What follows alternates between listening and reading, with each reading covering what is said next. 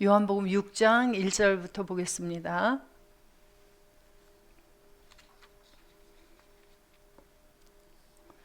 그 후에 예수께서 갈릴리 바다 곧 디베랴 바다 건너편으로 가시매 큰 무리가 따르니 이는 병인들에게 행하시는 표적을 보미러라.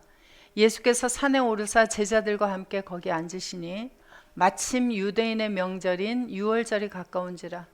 예수께서 눈을 들어 큰 무리가 자기에게로 오는 것을 보시고 빌립에게 이르시되 우리가 어디서 떡을 싸서 이 사람들로 먹게 하겠느냐 하시니 이렇게 말씀하시면 친히 어떻게 하실 것을 아시고 빌립을 시험코자 하심이라. 빌립이 대답하되 각 사람으로 조금씩 받게 할지라도 200데나리온의 떡이 부족하리이다.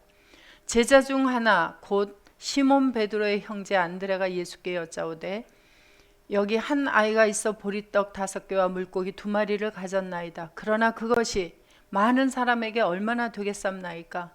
예수께서 가라사대 이 사람들로 앉게 하라 하신대 그곳에 잔디가 많은지라 사람들이 앉으니 수요가 5천쯤 되더라. 여기까지만 보겠습니다. 자, 우리가 요한복음 6장은 그동안에 이제 공부를 많이 하신 분들은 너무 많이 들어서 아는 성경입니다. 그래서 요한복음 6장 하면 예수님께서 양식에 대해서 무엇을 먹어야 하는지를 알려주신 장이다, 그렇게 이제 보았어요.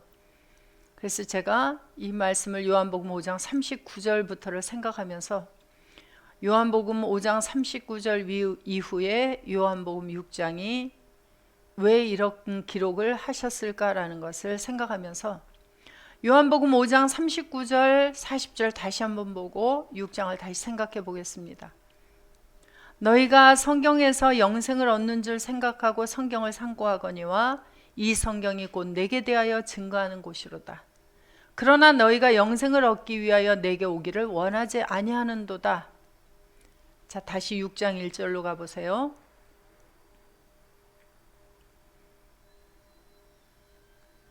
그 후에 예수께서 갈릴리 바다 곧 디베랴 바다 건너편으로 가심에 큰 무리가 따르니 누구를 따랐어요? 예수님을 따르니. 예수님은 성경은 곧 예수님에 대해서 증거하는 것이죠. 그래서 그 후에 성경인 예수님께서 갈릴리 바다 곧 디베랴 바다 건너편으로 가심에 큰 무리가 성경인 예수님을 따르니 이는 병인들에게 행하시는 표적을 보미러라. 성경인 예수님께서 산에 오르사 제자들과 함께 거기 앉으시니 마침 유대인의 명절인 유월절이 가까운지라. 성경책인 예수님께서 눈을 들어 큰 무리가 자기에게로 오는 것을 보시고 빌립에게 이르시되 우리가 어디서 빵을 사서 이 사람들로 먹게 하겠느냐 하시니 이렇게 말씀하시면 친히 어떻게 하실 것을 아시고 빌립에게 성경책인 예수님이 시험하고자 하심이라. 자, 예수님에게 나올 때는 무엇을 소유하기 위해서 나오라고 하셨어요? 영생을 소유하기 위해서 나오라고 하셨죠. 그런데 여기 이제 큰 무리가 예수님에게 나온 거예요. 그리고 또 제자들이 있었어요. 또 한 무리가. 제자들도 예수님을 따르고 있습니다. 그래서 이 그 후에라고 하는 상황은 이제 그 후에 1절로 다시 가서 보시면 예수님께서 갈릴리 바다 곧 디베랴 바다 건너편으로 가셨다 그러는데 요한복음 4장부터 보면은 요한복음 4장에서 갈릴리 가나에서 왕의 신하의 아들을 고쳐주셨죠. 살려주셨죠. 그리고 5장 명절이 되니까 예루살렘으로 올라가셨어요. 그래서 베데스다 연못에서 거기서 그 베데스다 연못은 예루살렘 성전 옆에 있었죠. 거기에서 이제 38년 된 병자를 고치시고 그리고 쭉 얘기를 하시고 그리고 나서 명절이 끝나서 다시 갈릴리 바다 곧 디베랴 바다 건너편으로 가신 거예요. 그러니까 자, 요한복음 5장에서 38년 된 병자를 고친 그 일을 봤어요. 그래서 많은 병자들이, 그래서 많은 병자들 예수님이 마태복음 15장 11장에 보시면은 세례 요한이 이제 제자들을 보내서 예수님에게 물어보죠. 오실 그이가 당신입니까? 하니까 예수님이 뭐라고 말씀하셨어요? 11장 5절에 보면 자, 예수님을 알려면은 예수님은 내가 누구다 얘기하지 않아요. 오실 그이가 당신입니까? 우리가 다른 일을 기다리오리까 하니까 예수님께서 너희가 가서 보고 들은 것을 요한에게, 세례 요한에게 가서 말해라 하시고, 소경이 보며 안진뱅이가 걸으며 문둥이가 깨끗함을 받으며 귀머거리가 들으며 죽은 자가 살아나며 가난한 자의 복음이 전파된다 하라, 이 말씀만 하셨어요. 그러니까 예수님을 따른 많은 병자들 중에는 이러한 종류의 병자들이 있었고 귀신 들린 자도 있었습니다. 그래서 그러한 표적들을 보고 이제 예수님을 많은 사람들이 따라왔어요. 그 많은 사람들에 대한 이야기가 요한복음 6장에 있고, 한편으로는 제자들의 이야기가 이제 진행이 되게 됩니다. 자, 갈릴리 바다고 디베랴 바다라 그러는데, 이 디베랴라고 하는 말은 다른 말이 아니라 갈릴리 바다의 하나의 별명이에요. 그래서 갈릴리 바다 곧 디베랴 바다입니다. 자, 바다 그러면 무엇을 바다라고 했느냐 하면 창세기 1장 10절에 가서 보시면, 자, 하나님이 묻을 땅이라 칭하시고 모임물을 바다라 칭하시니라. 그래서 물들이 모여지면 그것을 바다라고 했어요. 이것은 세상에서도 당연한 얘기죠. 아유, 뭐 그거 다 아는 얘기를 왜 하십니까? 라고 이렇게 얘기해요. 그래서 한강물이 어디서부터 시작했어요? 오대산의 어느 옹달샘에서부터 시작해서 물들이 점점 각 곳에서 흘러나오는 물들이 모아져서 시내가 되고 강이 한강이 되어졌죠. 한강이 흘러 나가서 어느 바다로 나가게 돼요? 우리나라의 서쪽의 바다로 나가게 되어져요. 이게 세상의 바다 이야기죠. 그래서 성경에서는 그러면 또 물들이 어떻게 나오는가 하는 걸 보면 신명기 32장 2절에 가봅니다.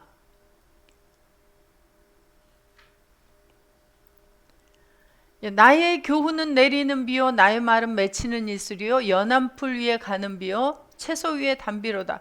자, 비는 물이에요, 아니에요? 그래서 아기들이 태어나서 말을 배울 때 물을 배우고 나면요, 비가 오는 날 뭐라고 얘기를 하냐면 물이 온다 그래요. 비가 온다 하지 않아요. 처음에는 물이 비예요. 그죠? 비가 얼어서 떨어지면 어떻게 되죠? 뭐라 그러죠? 우박이다 그래요. 다 같이 성분은 뭐예요? 물이에요. 그래서 성경에서도 하늘에서 내리는 비다 그래요. 그게 물이에요, 물이. 그러니까 나의 교훈, 여호와 하나님의 교훈은 물이에요. 그래서 예레미야서 10장 13절에서 보시면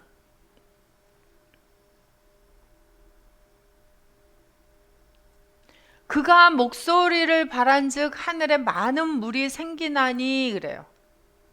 그래서 목소리를 바라면 신명기 32장 2절에 그냥 산에 가서 야호 하고 소리를 지르는 게 아니라, 다시 신명기 32장 2절, 목소리를 바라는 게 뭐냐면 여호와 하나님의 교훈, 가르침, 여호와 하나님의 말씀이 바로 물이고 비예요.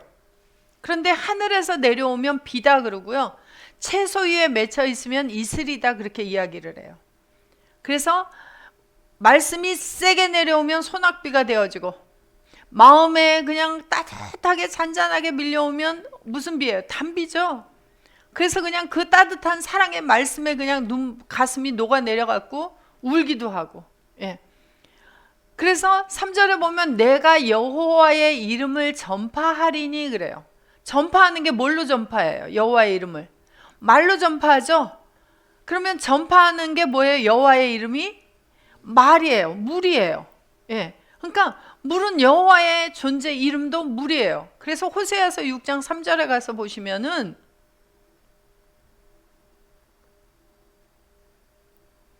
그러므로 우리가 여호와를 알자, 힘써 여호와를 알자. 그의 나오심은 새벽빛같이 일정하니 비같이 땅을 적시는 늦은 비와 같이.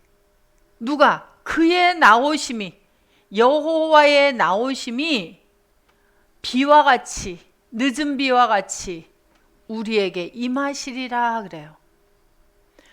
나에게 예수님이 오신 것을 가리켜서 뭐라 그래요? 비와 같이 왔다, 물같이 왔다예요. 그러니까 여호와 하나님의 존재가 나에게 오는데, 예수님의 존재가 오는데 바로 물이다 그래요. 그래서 여호와 하나님의 존재도 물이다 그럽니다. 그런데 여호와 하나님께로만 물이 내려오는 게 아니라 계시록 12장 15절에 보면은 여자의 뒤에서 뱀이 그 입으로 물을 강같이 토하여 여자를 물에 떠내려가게 하려 하되, 그래서 뱀도 입에서 물을 내어보내요. 그래서 12장 15절에 뱀 이야기를 하면서 9절에 뱀의 정체를 가리켜서 이야기를 하고 있습니다. 큰 용이 내어 쫓기니 옛뱀이라고도 하고 마귀라고도 하고 사탄이라고도 하는 온천하를 꿰는 자라. 그러면 용의 입, 뱀의 입, 사탄의 입, 마귀의 입, 온천하를 꿰는 사람의 입에서부터 물이 나와요. 그래서 왜 만화 같은 그림 보면 입에서 이렇게 물이 슉 나가는 게 보이죠. 근데 물이 나가요, 말이 나가요. 그래서 온천하를 꿰는 자 마귀 사탄도 입에서 말을 내어보내요. 그래서 마태복음 4장에 보시면 4장 1절부터 보시면 마귀가 와서 예수님한테 말을 하잖아요. 마태복음 16장에서 예수님을 시험하려고 하는 자들이 와서 예수님에게 말을 하잖아요. 그죠? 다 입에서 뭘 내보내요? 말을 내보내고 물을 내보내요. 그래서 물이 나옵니다. 그래서 계시록 17장 15절에서 보시면, 그래서 물들을 내어보내서 물들을 만들어요. 또 천사가 내게 말하되 내가 본 바 음녀에 앉은 물은 백성과 무리와 열국들과 방언들이니라. 그래서 음녀는 누구예요? 사탄의 마누라죠. 그래서 이 음녀를 가리켜서 바벨론 성이다, 계시록에서 음녀다, 이렇게 이야기를 하고 있어요. 그래서 우리는 누구의 신부예요? 그리스도의 신부예요.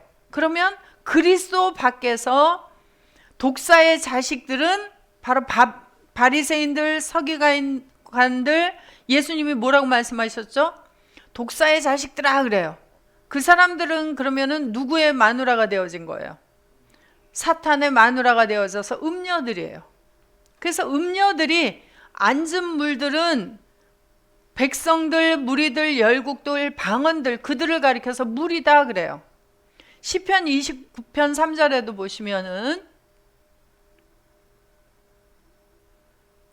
여호와의 소리가 물 위에 있도다. 영광의 하나님이 뇌성을 발하시니 여호와는 많은 물 위에 계시도다 그래요. 그래서 한강 같은 물 위를 걸어가서 물 위에 계시는 게 아니라 많은 물들, 백성들, 무리들, 열국들, 방언들 위에 계신다 그래요. 그래서 그 마지막 때 시내산에 그 감람산에 임하시는 그림을 그려놓은 걸 보면은 예수님이 많은 사람들 위에 따로 계시죠. 물론 그렇게도 계실 수 있어요. 그러나 자, 백성들마다 다 누구하고 연합이 돼 있어요? 여호와 하나님의 앉은 물은 다 그리스도 안에 있는 하나님의 백성들이에요. 죄사함을 받은. 그래서 각자 자기 자신을 보시면 다 아까 요한복음 14장 20절에 보면 하나님 속에 예수님이 계시고 예수님 속에 내가 있어요. 그래서 우리 겉으로 보지 말고 단면을 잘라서 보세요. 우리를 단면으로 자르라 그러니까 말이 좀 이상하지만 단면으로 잘라서 보시면 우리의 모습이, 자, 아버지 하나님 속에 누가 계신다 그랬어요? 예수님이 나는 아버지 하나님 속에 있다. 그리고 그 속에 너라고 하는 네가 들어가 있다 그래요. 그러면 단면으로 이렇게 본다면, 자, 우리는 누구 위에 있어요? 아버지 하나님 위에, 예수님 위에 내가 있어요. 근데 위쪽으로 보니까 내 위에 예수님이 계시고 아버지 하나님이 계세요. 그러면 각자마다 다 누가 위에 계시는 거예요? 예수님이 계세요. 그래서 많은 물들 위에 다 주님이 함께하고 계신 거예요. 그래서 시편 29편 3절에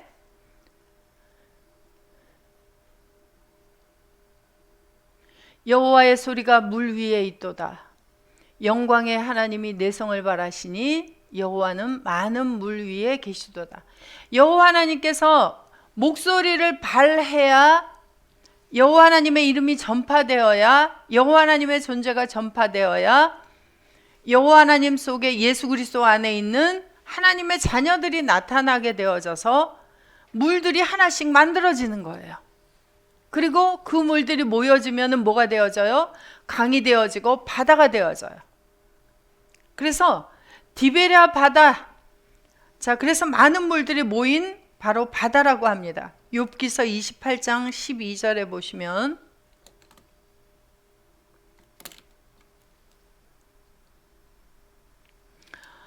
그러나 지혜는 어디서 얻으며 명철의 곳은 어디인고 그 값을 사람이 알지 못하나니 사람 사는 땅에서 찾을 수 없구나. 깊은 물이 이르기를 내 속에 있지 아니하다. 뭐가 있지 아니하다? 지혜.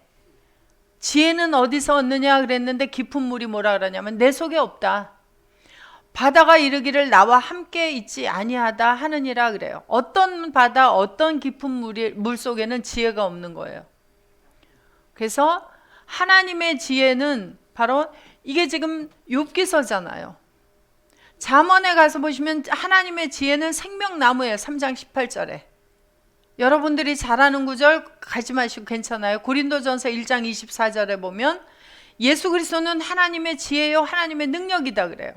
그러면 내 속에 하나님의 지혜인 예수 그리스도가 없다 하는 물들이에요. 그래서 음료가 앉은 물들이 있었고 여호와가 앉은 물들이 있어요. 어떤 물 속에는 지혜가 없고 어떤 물 속에는 하나님의 지혜가 존재한단 말이에요. 그래서 그 이야기를 욥기서에서 말씀해 놓고 있습니다. 그래서 물들이 이 바다가 사라지고 없어지는 바다가 있다 그렇게 이야기를 해요. 그래서 계시록 21장 1절 내가 새 하늘과 새 땅을 보니 처음 하늘과 처음 땅이 없어졌고 바다도 다시 있지 아니하더라. 그래서 여기 없어졌고가 아니라 헬라어로 보시면 파레루코마이, 그래서 파레루코마이는 없어지다가 아니라 지나가다. 그래서 처음 하늘, 처음 땅, 처음 바다는 지나갔다 그래요. 자, 우리가 예수 그리스도 안에 있기 이전에는 어떤 바다 속에 있었어요? 예수 안에 온 다음에는 물들이 하나씩 생겨나서 어떤 바다에 있어요? 자, 마태복음 13장 47절 또 천국은 마치 바다에 치고 각종 물고기를 모으는 그물과 같으니 그물에 가득함에 물가로 끌어내고 앉아서 좋은 것은 그릇에 담고 못된 것은 내어버리느니라. 그럼 이 바다에는 좋은 것도 있었고 나쁜 것도 같이 있었단 말이에요. 세상 끝에도 이러하리라. 천사들이 와서 의인들 중에서, 의인들이 뭐예요? 47절에 보니까 바다, 의인이라고 하는 사람들이 모여있는 바다 속에서 그물을 쳐서 건져냈는데 의인 중에서 악인이 섞여 있었단 말이에요. 그래서 악인을 갈라내어 풀무불에 던져 넣으리니 거기서 울며 이를 갈미 있으리라 그래요. 그러면 다시 47절 내려보시면 사람들이 모여있는 바다에다가 여기 많이 모여있는 바다인데 전부 의인인 줄 알았어요. 그런데 그물을 쳐서 물가로 끌어내고 보니까 의인들도 있고 악인들도 있단 말이에요. 그래서 좋은 의인들은 그릇에 담고 예수 그리스도 안에 있는 거죠. 못된 것이 뭐예요? 악한 사람들은 내어서 어디다 다시 버려요? 바다에 버린다 그렇게 이야기를 하고 있습니다. 그래서 계시록 20장 12절에 보시면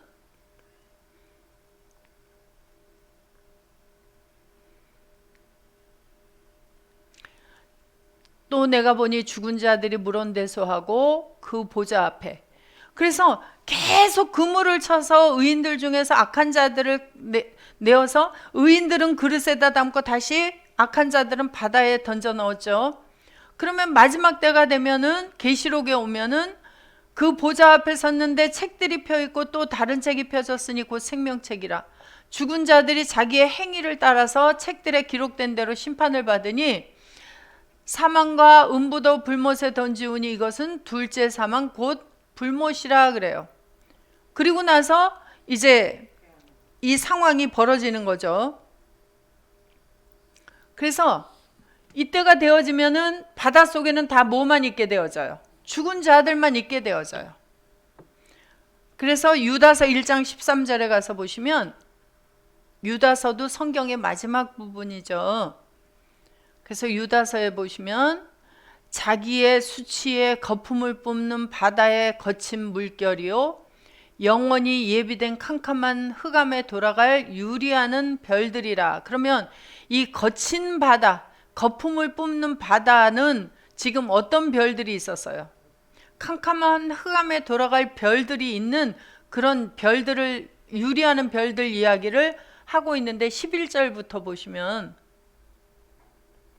화 있을진저 이 사람들이여 가인의 길에 행하였으며 싹을 위하여 발람의 어그러진 길로 몰려갔으며 고라의 폐역을 쫓아 멸망을 받았도다. 이러한 사람들이 바로 어떤 유리하는 별들이 모여있는 바다란 말이에요. 그래서 지나가 버려야 될 바다들, 사라져야 될 바다들이 있는 걸 이야기하고 있습니다. 그런데 계시록 4장 6절에 가서 보시면 보좌 앞에 수정과 같은 유리 바다가 있고, 뭐 같은 유리 바다예요? 예, 그래서 바람이 없는 날 바다를 보면 어때요? 수정 같은 유리 바다 색깔이 나오죠. 그래서 바다 중에서 그 아름다운 바다의 색깔을 어느 바다를 가리켜서 보통 얘기해요. 세계 속에서 지중해라고 하는 바다를 많이 이야기하죠. 지중해가 이렇게 둘러싸여 있어갖고 바람이 그리 심하지 않죠. 그래서 물도 새파랗고 하늘이 맑아요. 그러니까 바다가 시퍼래요.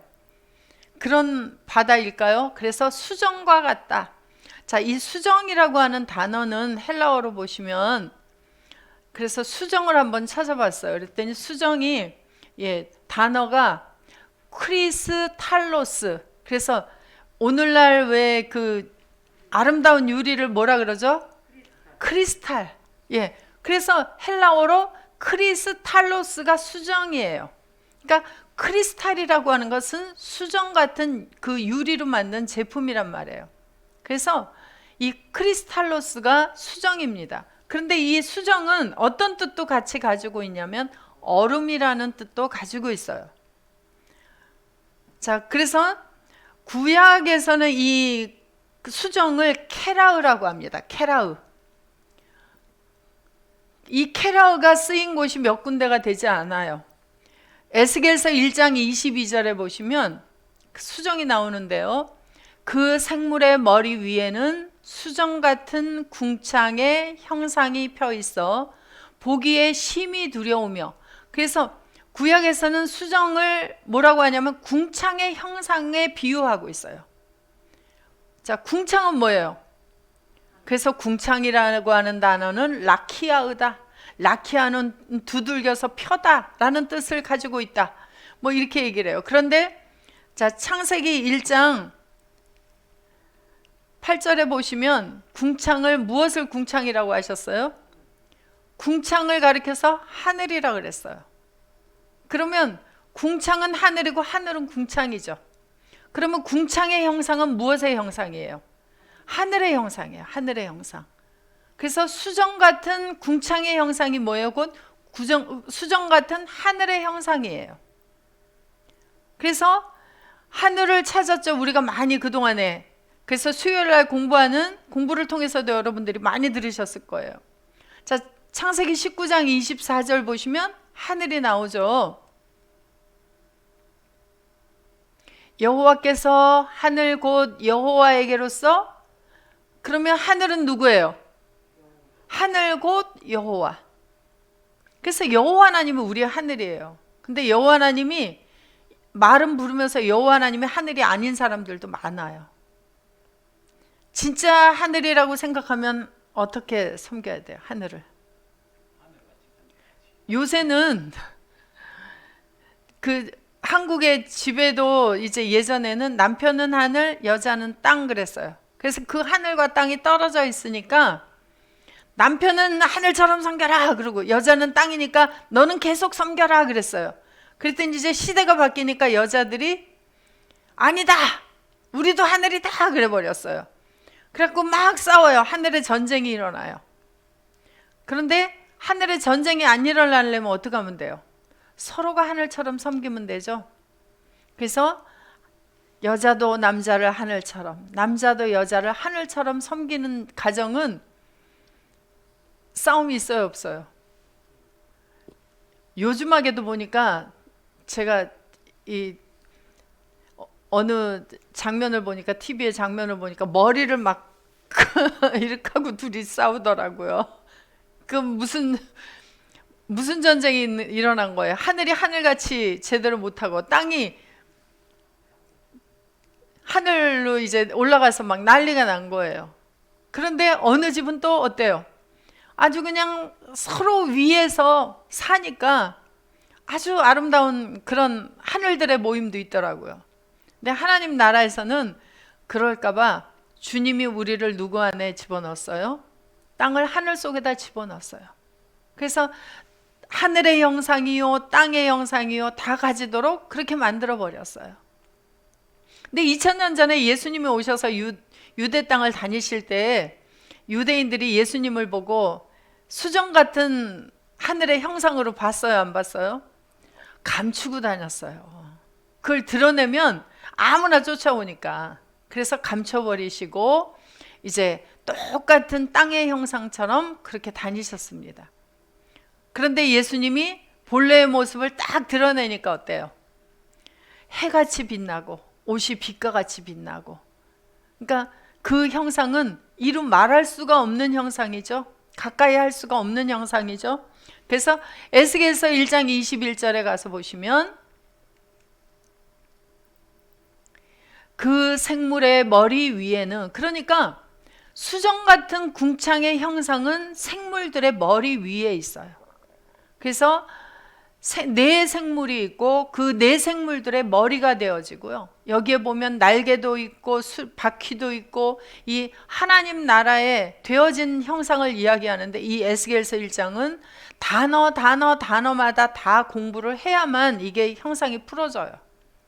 그래서 네 생물은 바로 계시록에도 나오죠. 그래서 바로 예수님의 형상을 그 사복음서를 통해서 이야기를 해주고 계시는데, 왜 사복음서를 기록했다 그랬어요? 예수님의 네 가지 면의 모습을 말하고 있다 그랬어요. 그래서 네 생물들이 나옵니다. 그래서 이제 그 네 생물들의 머리 위에 바로 궁창의 형상이 바로 수정과 같다 그래요. 얼음과 같다. 그래서 아주 깨끗한 모습을 말씀하고 있죠. 근데 계시록 22장 1절에도 수정이 나와요.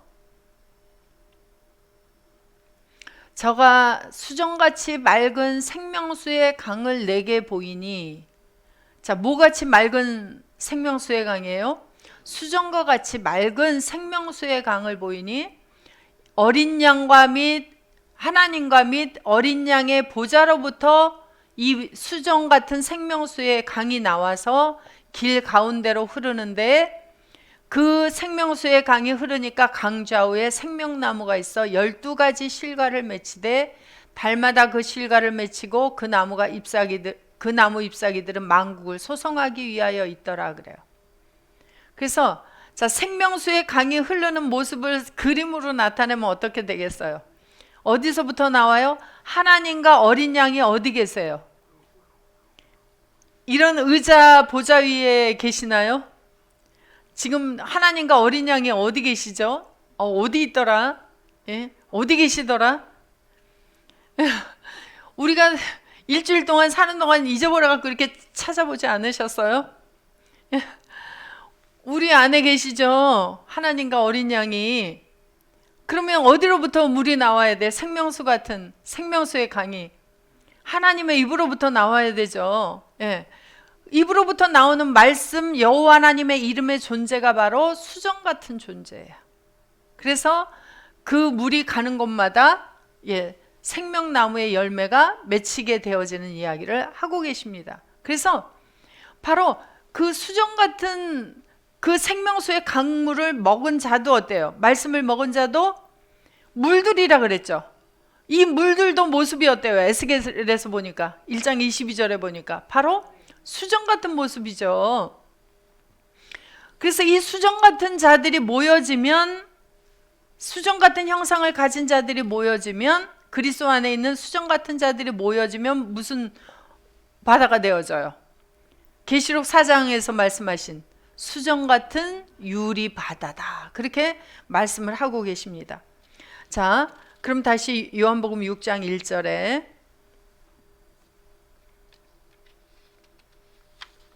그 후에 예수께서 갈릴리 바다 곧 티베랴 바다 건너편으로 가시매. 그래서 이 바다가 수정 같은 유리 바다만 있으면 얼마나 좋겠어요. 그런데 마태복음 13장에서 그랬죠. 바다에다가 그물을 던져서 사람을 모아들인 다음에 나눈다 그랬죠.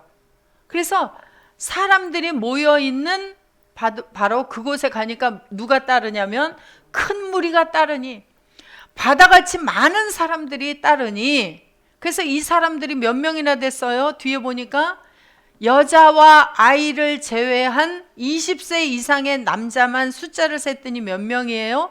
5,000명.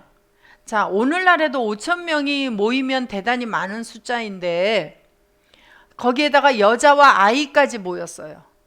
그러면 얼마나 많겠어요? 이게 왜냐하면 지금 이게 명절이잖아요. 명절. 그죠? 그러면 많은 사람들이 모인 거예요.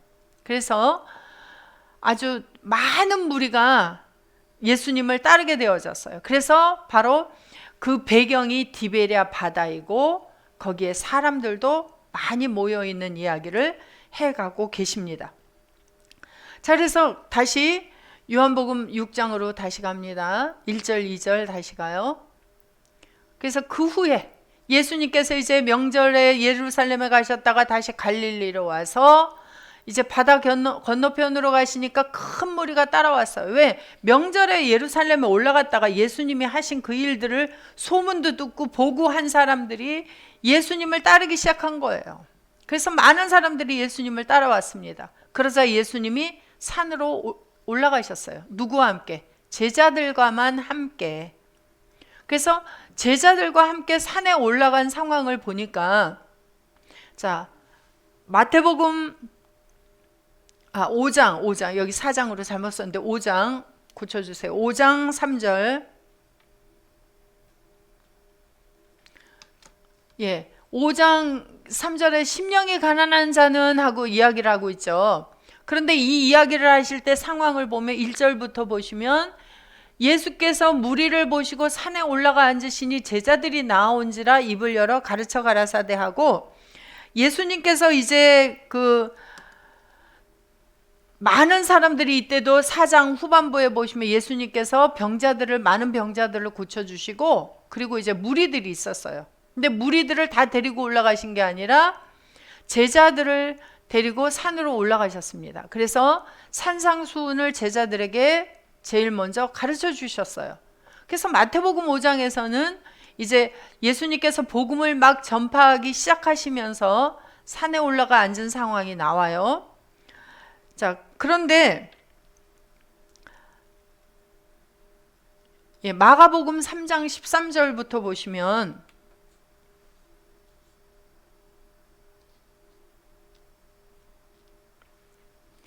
산에 오르사 자기의 원하는 자들을 부르시니 나온지라. 그래서 이 마가복음에는 산상수훈의 내용이 없고 제자들을 데리고 산으로 올라가셔서 거기에서 12명의 제자들을 세우셨다 하는 내용이 있어요. 그리고 누가복음에도 이제 그러한 내용으로 기록이 되어 있습니다. 그런데 이제 요한복음에서는 뭐 제자들을 세우셨다는 상황이나 또는 산상수훈을 말씀하셨다는 내용이 아니라 요한복음 6장에서는 산으로 가셨는데 제자들을 데리고 산으로 가셨다 그렇게 이제 나오죠. 자, 그래서 예수께서 산에 오르사 제자들과 함께 앉으셨다 그렇게 이야기를 하고 있어요. 요한복음 6장 2절에서 3절에서.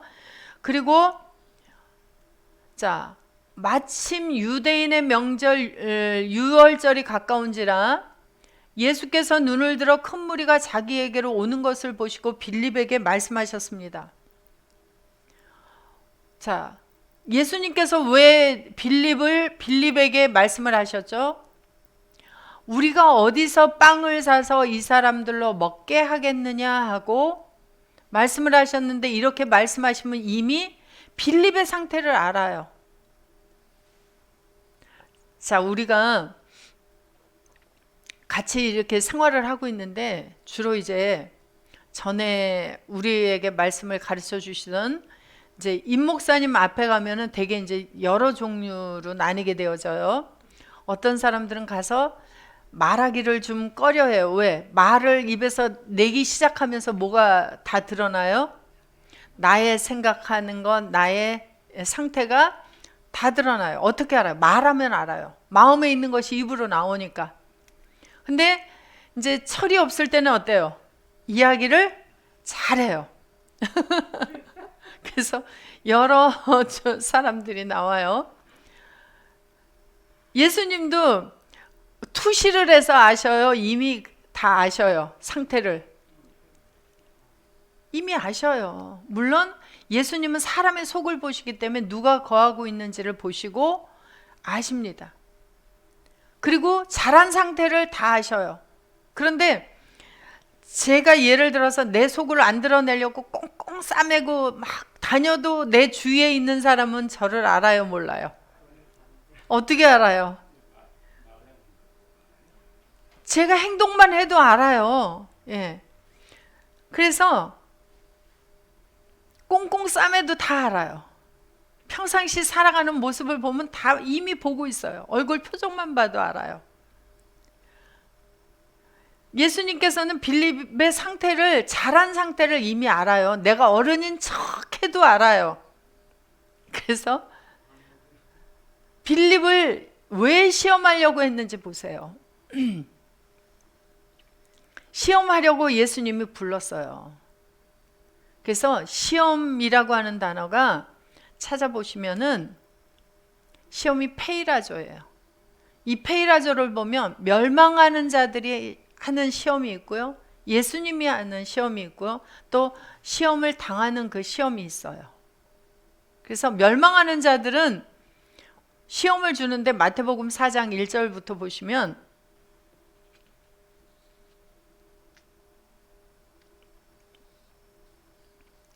그때 예수께서 성령에게 이끌려 마귀에게 시험 받으러 광야로 가사. 자, 마귀는 왜 예수님한테 시험을 주려고 했어요?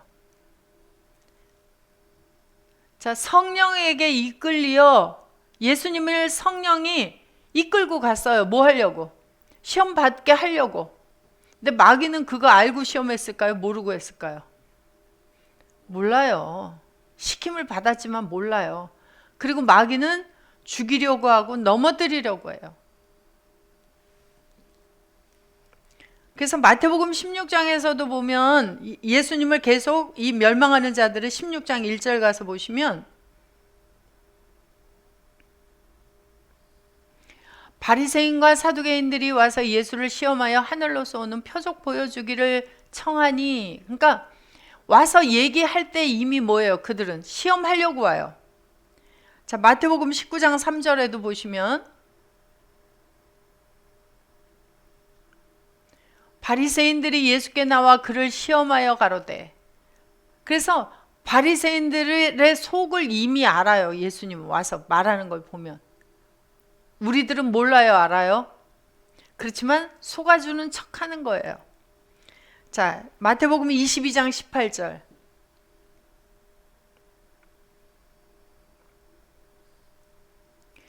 예수께서 저희의 악함을 아시고 가라사대 외식하는 자들아 어찌하여 나를 시험하느냐. 왜 시험하는지 다 알죠? 시험하는 자의 말을 받아들여 버리면 어떻게 돼요? 말이 들어가 자리를 잡는 것부터 시험에 드는 거죠. 그래서 멸망하는 자들은 넘어뜨리고 죽이려고 시험을 하러 옵니다. 그런데 예수님은 그렇지 않으셨어요. 그래서 무엇 때문에 이제 시험을 하셨어요? 지금 빌립에게 많은 무리가 있는데 이 무리들이 못 먹었잖아요. 예수님을 따라다니면서 먹을 것이 없어요. 그래서 이 사람들에게 어디서 빵을 사서 이 사람들을 먹게 하겠느냐 하고 시험을 하셨어요. 자, 예수님도 먹을 것 때문에 제일 먼저 세 가지 시험 중에서 제일 첫 번째 시험이 뭐였어요? 먹을 것에 대한 시험이었죠. 그래서 어느 것을 먹어야 될 것이냐. 그래서 마귀는 네가 만일이라는 걸로, 만일 하나님의 아들이라면, 우리는 만일 하나님의 아들이라면이에요? 확실한 하나님의 아들이에요? 그러니까 마귀는 만일자를 넣고 와요. 그러니까 긴가민가하게 만들어 버려요. 그러니까 만일이라는 게 우리에게 들어갈 필요가 없어요. 우리는 그리스도 안에 있는 하나님의 아들로서 세워진 자들이에요. 만일이라는 건 있을 수 없어요. 만일이라는 걸 넣게 되어지면서부터 우리는 흔들리게 되어져요. 만일 아니에요. 하나님의 아들이라면 이 돌들이 떡덩이가 되게 하라. 하나님의 아들들은 누구의 말을 듣고 살아야 돼요? 마귀의 말을 듣고 살아야 돼요? 하나님의 말씀을 듣고 살아야 돼요? 하나님의 말씀을 듣고 살아야 돼요. 악한 자들의 말을 듣고 행할 필요가 없는 거예요. 예수님께서 기록되었으되 사람이 떡으로만 살 것이 아니요 하나님의 입으로부터 나오는 모든 말씀으로 살 것이라 해서 돌들을 가지고 와서 떡덩이를 만들라고 했어요. 그래서 마태복음 3장 7절에 바로 앞에 나온다 그랬죠. 돌 이야기가 3장 7절에 가서 보시면은 요한이 많은 바리새인과 사두개인이 세례 베푸는데 오는 것을 보고 이르되 독사의 자식들아 누가 너희를 가르쳐 임박한 진노를 피하라 하더냐. 그러므로 회개에 합당한 열매를 맺고 속으로 아브라함이 우리 조상이다 라고 생각하지 말아라. 하나님이 이 돌들로도 아브라함의 자손이 되게 하시리라. 어떤 돌? 그래서 돌이 바로 사람을 가리켜서 아브라함의 자손이 되어지는 돌들을 이야기를 하고 있어요. 그러니까 그 길거리에 놓여 있는 그런 돌이 아브라함의 자손이 되는 게 아니죠. 그러면 예수님은, 하나님은 뭐 하는 사람이에요? 마술쟁이가 되어져요. 돌을 가지고 사람을 만들어내니까. 그게 아니고 바로 살아있는 돌들, 바로 하나님의 아들이 되어질 돌들. 그래서 사람을 가리켜서 머리가 나쁜 사람을 뭐라 그래요? 석두 돌머리라 그러죠. 돌머리. 그래서 사람도 돌에다 비유를 하고 있어요. 그래서 하나님의 자녀가 될 수 있는 돌들이 있고 하나님의 자녀가 될 수 없는 너희 같은 죽은 돌이 있다라고 여기에서 말씀을 하고 있습니다. 그래서 하나님의 입으로부터 나오는 말씀을 먹고 살아야 되는, 여호와 하나님의 이름 존재가 전파되어지고 영과 생명이 전파되어지는 말씀으로 먹고 살아야 되는 하나님의 아들들이 있고, 그렇지 않은 돌들이 있어요. 그래서 시험을 받습니다. 그래서 먹을 것에 대한 시험을 예수님도 제일 먼저 받았어요. 그래서 마귀가 가지고 오는 돌들은 하나님의 자녀가 될 수 없기 때문에 그것은 먹지 않아요. 그래서 먹을 것에 대한 시험을 가장 먼저 받습니다. 자, 그러면 우리는 지금 코로나 때문에 경제가 많이 어려워졌어요. 정말 대기업들도 힘들어지겠지만 소상공인들은 아주 많이 힘들다 그래요, 지금. 그래서 월급쟁이들은 오히려 잘리지 않으면 괜찮은데 또 잘려요, 요새. 그래서 잘리면은 뭐가 가장 문제예요? 지금 코로나 때문에 경제가 힘들다 그러면 먹고 사는 문제, 의식주가 가장 문제죠. 그런데 자, 코로나가 와도 내가 죽지 않으면 지금 옆의 일이잖아요. 그죠? 내 발등의 불이 아니고, 먹고 사는 문제도 내 발등의 불이 아니죠, 지금. 그런데 정말 정말 힘든 상황 속에 놓여 있어요. 그런데 자, 하나님의 자녀들은 무엇 때문에 사는 자들이에요? 이 힘든 시기를 지나면서 우리는 무엇을 생각해야 돼요? 아이고, 이 먹고 사는 문제가 힘들구나 이거예요? 아니면 나는 뭘로 사는 사람이다? 나는 하나님의 말씀으로 사는 사람이다. 내가 이 땅에 머무르고 떠나는 것은 누구의 권한 속에 있어요? 아버지의 권한 속에 있어요. 그렇다고 법을 안 지키라는 이야기 아닙니다. 평안하게 지나가자는 이야기예요. 아버지께 맡기고. 그래서 사람의 수완이 다 아버지께 달려 있어요. 그래서 우리가 이 땅에서 해야 될 일들 때문에 우리가 이 땅에 머무는 거죠. 그래서 힘든 시기를 지나가지만 그것 때문에 시험에 들지는 말자는 이야기예요. 그래서 우리는 물론 입으로 들어가는 것도 먹어야 하지만 내가 못 먹으면 누구도 못 먹어요. 주님도 굶으셔야 되고요. 하나님도 굶으셔야 돼요. 그러나 그것도 굶는 거지만 예수님의 양식을 이미 요한복음 4장에서 말씀을 해주셨어요. 제자들에게. 그래서 그걸 한번 배운 제자들에게 다시 요한복음 6장에서 다시 너희들은 무엇을 구하려고 나에게 왔고 너희들은 무엇을 먹어야 사는 존재들이냐 하는 것을 깨우쳐 주기 위해서 제자들은 뭐라고 계세요? 시험을 하고 계세요.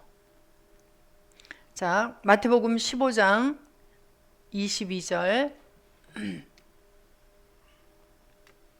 가나안 여자 하나가 그 지경에서 나와서 소리질러 가로되 주 다윗의 자손이여 나를 불쌍히 여기소서. 내 딸이 흉악히 귀신 들렸나이다 하되 예수는 한 말씀도 대답지 아니하시니 제자들이 와서 청하여 말하되 그 여자가 우리 뒤에서 소리를 지르오니 보내소서. 예수께서 대답하여 가라사대 나는 이스라엘 집에 잃어버린 양 외에는 다른 데로 보내심을 받지 아니하였노라 하신대 여자가 와서 예수께 절하며 가로되 주여 저를 도우소서. 대답하여 가라사대 자녀의 떡을 취하여 개들에게 던짐이 마땅치 아니하니라. 여자가 가로되 주여 올소이다마는 개들도 주인의 상에서 떨어지는 부스러기를 먹나이다 하니 이에 예수께서 대답하여 가라사대 여자야 내 믿음이 크도다. 내 소원대로 되리라 하시니 그 시로부터 그의 딸이 나으니라. 자, 이 여자의 딸이 무엇을 먹고 살아났는지 잠시 쉬는 동안 생각하시고 쉬었다가 이어서 보도록 하겠습니다.